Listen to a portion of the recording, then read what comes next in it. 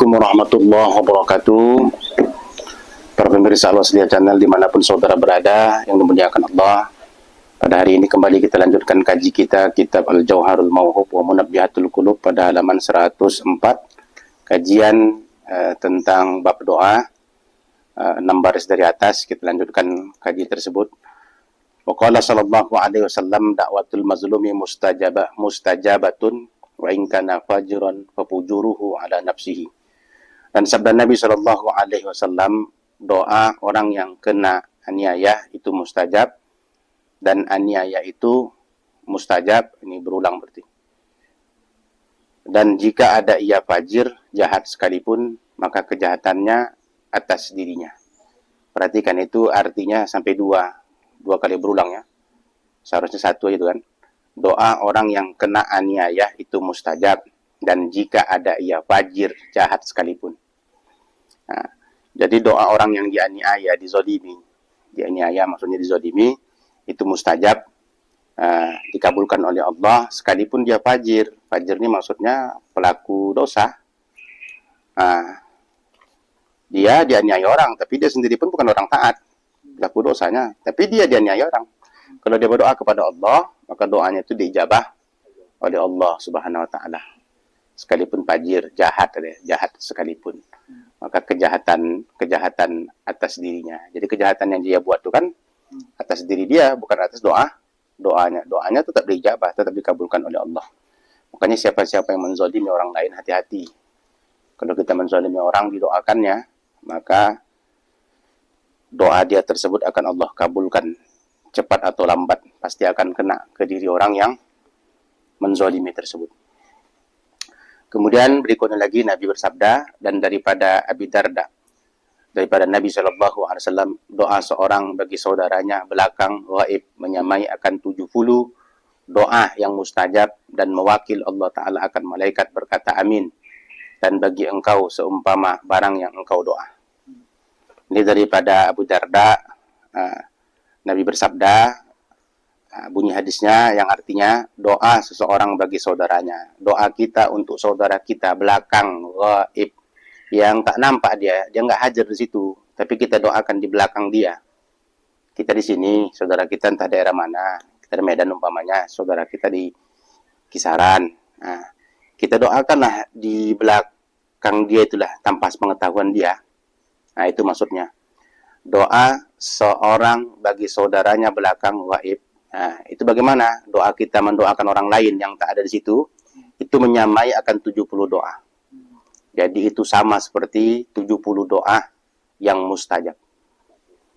Jadi luar biasa 70 doa yang mustajab. Jadi kalau kita mendoakan orang lain, sama seperti doa 70 doa yang mustajab, dan mewakil, Allah kirim seorang malaikat menjadi perwakilan yang mengucapkan amin atas doa kita tersebut. Jadi akan malaikat berkata amin. Dan bagi engkau seumpama barang yang kau doakan. Jadi apa yang kita doakan untuk saudara kita itu balik ke kita. Jadi nggak pernah rugi lah kita mendoakan orang. Makanya hadis ini menjadi dalil, jangan pernah takut mendoakan orang, karena apa yang kita pintakan sama orang itu balik ke kita. Itulah maha kayanya Allah Subhanahu wa taala. Pokoknya doakan aku sehat. Amin, sehat kau. Doakan aku kaya, banyak duit, amin. Itu balik lagi kita. Karena pada saat itu doa tersebut diaminkan oleh malaikat, lalu yang kita pintakan itu balik ke diri kita. Itu maksudnya. Dan bagi engkau seumpama barang yang engkau doa. Dan sabda Nabi SAW yang terlebih yang terlebih segera diperkenankan doa itu, doa orang yang gaib bagi yang gaib, meriwayatkan Abu Daud dan Tirmizi. Ini lagi pendukungnya lagi. Yang terlebih segera, maksudnya lebih cepat doa itu dikabulkan oleh Allah adalah doa kita kepada orang yang tak ada di situ. Jadi apa yang kita doakan sama orang lain, kita mengangkatkan doa untuk orang lain, itu segera Allah kabulkan, segera Allah perkenankan. Makanya sering-sering kita mendoakan saudara-saudara kita yang jauh-jauh itu. Ini hadis diriwayatkan oleh Imam Abu Dawud dan Imam Tirmizi, sama seperti hadis yang di atas.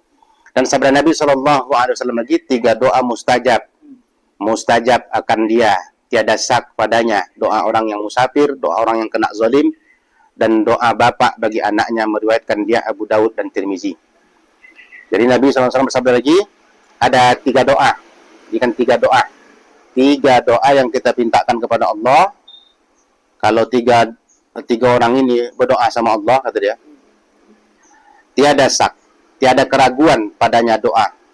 Nah, maksudnya tiada syak, maksudnya langsung makbul, langsung mustajab. Tak ragu-ragu lagi Allah untuk memustajabkannya. Jadi ada 3 doa yang dimustajabkan oleh Allah. Itu maksudnya. Siapa itu? Doa orang musafir. Jadi siapa yang musafir berdoa, itu diijabah oleh Allah. Itu doa orang yang dizalimi, orang yang kena zalim. Itu doa bapak bagi anaknya. Doa ayah ibu, bapak ini maksudnya ayah dan ibu bagi anaknya. Meriwayatkan hadis ini adalah Abu Daud dan Tirmizi. Dan sabda Nabi SAW lagi, 3 doa sebenar-benarnya atas Allah Ta'ala bahwa tiada ditolak akan dia. Doa orang puasa hingga berbuka, dan doa orang yang kena zalim hingga ditolong akan dia, dan doa orang yang musafir hingga kembali ia. Sama seperti di atasnya di sini. Dan Nabi bersabda, ada 3 doa betul-betul bagi Allah mengabulkan doanya, nggak ditolak. Betul-betul doa yang sebenarnya. Doanya sebenarnya betul-betul lah. Doa yang betul-betulnya di sisi Allah tidak ditolak. Mana itu? Doa orang yang berpuasa sampai berbuka. Jadi kita yang sedang berpuasa sampai berbuka diijabah Allah doanya. Doa orang yang dizolimi sampai dia ditolong dari kezoliman tersebut. Kemudian doa orang yang sedang musafir hingga kembali ia ke tempat rumah asalnya. Selama dia musafir, dia berdoa, itu diijabah oleh Allah Subhanahu wa Ta'ala. Karena kalau kita kaji, tidak ada orang yang mau bermusafir. Semuanya kita bermusafir itu kan karena ada hal yang penting, hal yang urusan yang memang harus diselesaikan. Makanya musafir itu termasuk sepotong dari ujian Tuhan. As-safaru qit'atum minal azab, kan gitu. Musafir itu satu potong dari ujian Allah Subhanahu wa Ta'ala. Karena hal yang pentingnya kerja di luar kota, karena kerjanya, kalau tidak nggak akan mau ke sana kita. Karena ada pestanya, mana mungkin pula kita mau keliling sana. Mikirkan badan capek, mikirkan biaya, kan begitu. Nah, jadi selama kita dalam keadaan musafir tersebut berdoa sampai kita ke rumah asal kita, apa yang kita minta akan diijabah oleh Allah Subhanahu wa Ta'ala. Nah, kemudian yang berikutnya lagi daripada Nabi Sallallahu Alaihi Wasallam, doa bapak bagi anaknya seperti doa Nabi bagi umatnya. Inilah doa ayah ibu untuk anak-anaknya, bagaikan doa Nabi kepada umatnya, mustajab, diijabah oleh Allah. Maka orang tua tuh berdoa, doakanlah anak-anak itu baik-baik, bagus-bagus. Doakan murah rezekinya, lancar usahanya, sehat-sehat, terutama akhlaknya terhindar dari hal-hal yang terlarang. Jangan pernah kita lupa mendoakan anak-anak kita. Kemudian berikutnya kata Nasafi, Imam An-Nasafi mengatakan rahimahullah. Jadi kata Nasafi rahimahullah Ta'ala, menjadi Allah Ta'ala akan satu malaikat dikatakan baginya Dardabil. Baginya satu sayap dengan masyrik daripada Zabarjad yang hijau, dan satu sayap dengan maghrib daripada yakut yang merah. Ditatahkan dia dengan mutiara dan yakut dan marjan, kepalanya di bawah aras dan 2 kakinya di bawah bumi yang ketujuh.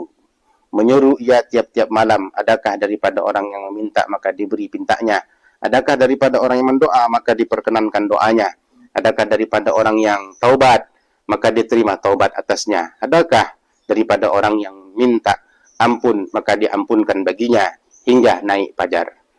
Ini ada satu riwayat daripada para ulama kita lah rahimahullah, disebutkan oleh Imam An-Nasafi. Imam An-Nasafi ini menceritakan dalam satu riwayat tersebut bahwa Allah Subhanahu wa Ta'ala itu dia itu menjadikan satu malaikat, karena malaikatnya kan banyak. Wa ya'lamu junuduhu illallah, yang tahu jumlah malaikat itu Allah. Jadi ada satu malaikat, nama malaikat tadi Dardabil, dikatakan baginya Dardabil, nama dia Dardabil. Kemudian baginya malaikat Dardabil ini punya satu sayap.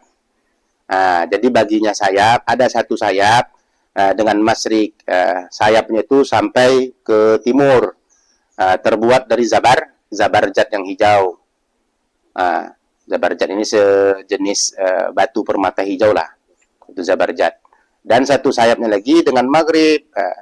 Jadi sayap yang satu ke timur, sayap yang satu kalau dikepakkannya sampai ke barat. Dari yakut, terbuat pula dari yakut. Ya sama juga, batu permata hijau, sama juga.